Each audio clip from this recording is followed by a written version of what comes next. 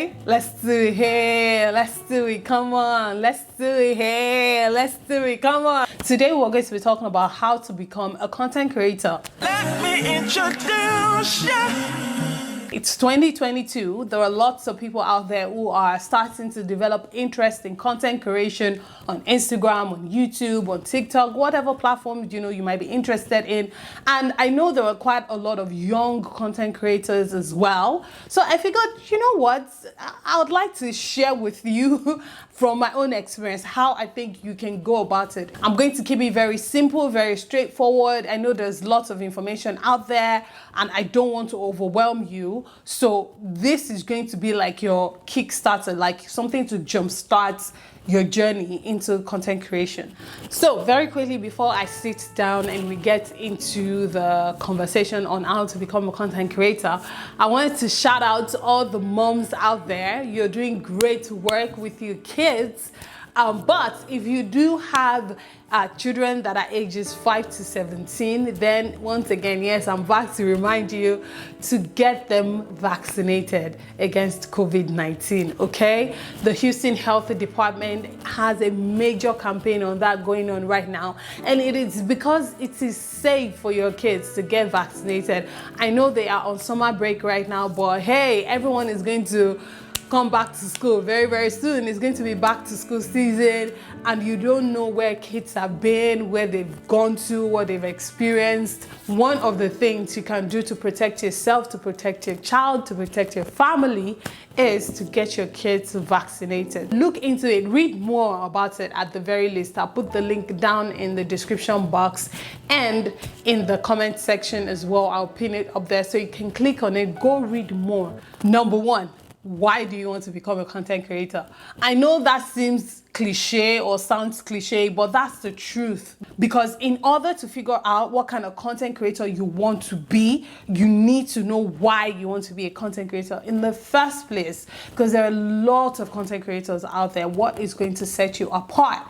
You need to, don't make it complicated. Just ask yourself, what part of content creation do I like enough to want to become a content creator? Is it that I like to talk? Is it that I like to create? Is it that I like to operate cameras? Am I into art? What part of the creative process do you really enjoy enough to want to put yourself into it? Number two, you need to determine what type of content creator you want to be, meaning you need to determine your niche.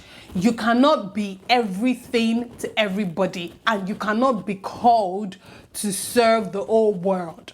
Even Kim Kardashian, even Beyonce is not serving the whole world. There are people who might know Beyonce and not like her. There are people who might know Beyonce and not care for her music. Still, she's still Beyonce. Do you get what I'm saying? So you need to figure out who you are, what sets you apart, and what kind of content creator you want to be. Are you going to be, I want to go into lifestyle. Okay, but how? Becoming a lifestyle content creator, for example, I feel like it's a much more intricate process than a lot of people, understand. I cannot develop interest in your lifestyle if I don't already know who you are, or if there's nothing about you that connects me to you. How am I going to get something that connects me to you? It is by seeing you do other things. For example, she's into organizing. Oh my gosh, I love organizing. I'm going to follow her. And then I start to develop interest in where she shops, what she eats. How does she get to look that way? How many kids does she have? Don't just say, I want to be a lifestyle content creator. Break it down, niche it down so that you know where you're going to start from. For example, you can say, I'm a mom and I want to create mommy content. Great. So your lifestyle is going to be driven from the place of motherhood. Do you see what I'm saying? Maybe you like taking pictures. Maybe that's your thing. Maybe videography is your thing. Maybe giving advice, motivational speaking is your thing. Maybe you're a pastor. Just figure out what angle you want to approach it from, because that will help guide the content that you're going to start with. Number 3 then is for you to have a social media platform. You cannot be a content creator without a social media platform. Gone are the days where it was mandatory for you to have a blog. These days, yes, blogs are still very much in existence and they're still making money. However, it's not required for you to have a blog to become a content creator. So if blogging is not your thing, then you don't have to worry about blogging. However, you do need at least 2 social media platforms. Most people tend to do a long form platform, which is YouTube, and a short form platform, which could be Instagram or TikTok or Twitter. Why people recommend, and I'm recommending for you to start with 2, is because you don't want to burn out before you even start. You don't want to overwork yourself. You don't want to stretch yourself thin trying to grow and create content for all these platforms, right? Since you're just starting out. So don't try to be everywhere. It is not going to work, especially if you're starting out and you're a student or you have a full-time job or you have kids. Like, you have to be realistic with what your time can do or with what you can do with the time that you have. So keep it. It's better to start small than grow big, because as you grow, you can always hire help.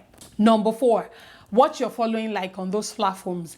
If you don't have those platforms at all and you're just starting afresh, brilliant. If you have a platform already but you're still somewhere between 0 and 1,000 subscribers, and you did not just create that platform within the last maybe 2, maybe 3 years, then I would say that you should probably open a new page. And that applies for YouTube and Instagram as well. I in my experience, I feel like the algorithm tends to favor newer accounts better, because it's trying to understand what kind of content you're creating and who to push it to, versus an old account that has not been active. You have to work really hard to rejuvenate it, and then you have to work even harder to get your content pushed to new people, right? So instead of putting all that work there and stressing out that maybe people are not watching or you're not going as fast, open a new page, you know, and grow from there. Forget your in-laws, forget your family members, forget your best friends all over the world, your BFFs, your best friend forever. Forget all those people. Most of your support, if not, let's just say 90% of the support you're going to get, they're going to come from people who do not know you, who have never heard of you, who are finding out about you from your platforms. Yes. Most family members and friends, yes, some might support you, but most of them like to wait to see if you're really serious with what you're doing. Others, yes, some others like to wait until you are blown before they start to identify with you, and then they will not start to act as if, oh, you know, we go way back. Don't be carried away if you're trying to push your content and trying to get support from your family members and your friends and you're not getting it. It's okay. Don't worry. Your support will come. I just wanted to put that out there so that you just kind of have that at the back of your mind. Number 5, you need to have at least 10 content creators that are already doing what you're doing. Look at what they are doing. Okay, you need to be following them, you need to be engaging with their content, you need to be studying their content. Why do you love them? Ask yourself that. It is important because you're entering a field that already has quite a few people in there, right? Doing their thing, creating exciting content that you probably love as well. So it's good to watch and learn from them. I'm not saying to watch and copy, but watch, learn, and then implement what you can into your own content. Maybe you see me doing something funny, but you're like, I'm not so funny, but maybe I can approach it from a serious angle. It's an angle. There is no angle that is not an angle. That's the great thing about the world right now in social media, is because you will find someone that will connect with you. You will find someone that will understand your joke. It might not be funny to 100 people, but that doesn't mean it's not going to be funny to 1,000 people. Number 6, determine what your voice is going to be. Don't chase trends. Do not chase trends. You are trying to build a community. If you look at some influencers, they have numbers, large numbers, but they have very, very low engagement. That's because they're influencers. They're just out there. They don't have a community that can connect with them, that can say, oh, you know what, I connect with you, I relate with you, right? That's what separates an organic content creator from an influencer, right? So if you're trying to become a content creator, that means you're trying to build a community of people, a tribe of people that will follow you and take and develop interest in the type of content that you're creating. And that tribe is going to be your tribe because they understand you, because they connect with you, because they understand your jokes, right? So don't try to chase trends. When you chase trends and you're here and you're there and you're there, your journey becomes chaotic. Your journey doesn't stay true to who you are. I'm not saying don't do trends. By all means, trends are good for growing and all of that. But it is not every trend that you need to jump on. Do your thing. Keep it real. Be organic. Be yourself. Be you. And the growth will follow. Number 7, you have to show up.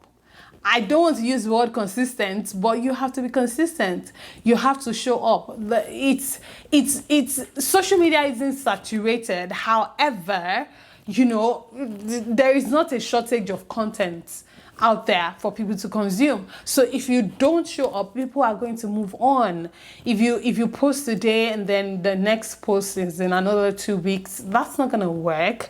I know people say, oh, find a schedule that works for you and all of that, but in order for you to grow, you have to show up, and you have to show up consistently. Okay, so find a schedule. I'm not saying you have to post every day, but at least if you try to post 2 to 3 times a week, that's more than enough to connect with your followers, to reach new people as well, and then to continue to build that career. Number 8, whatever type of content you decide to create, batch your content. Do not shoot one per day. Do not shoot one type of content, and say, oh, I'll shoot the one I'll post tomorrow. No, it's not going to work. It's not going to work like that. You need to plan your content ahead, and you need to batch your content. So take a block of hours and say, you know what, today is just for content creation. I'm going to shoot 2 reels. I'm going to shoot 2 YouTube videos. What that does is it frees your mind to know that, oh, okay, I've done these videos and I have this content for the next 2 weeks. Now I can just focus on editing them and getting them out there, versus you trying to create as they go, part time as you need it. That's not going to work. Number 9, practice. You can only get better by practicing and by watching other people. Yes, watch other content creators. Remember, I mentioned it earlier. Watch other people. That's where you would get your creativity from. Influence, get it into yours. Oh, this is the editing style I like. This is what I like to do. Don't copy.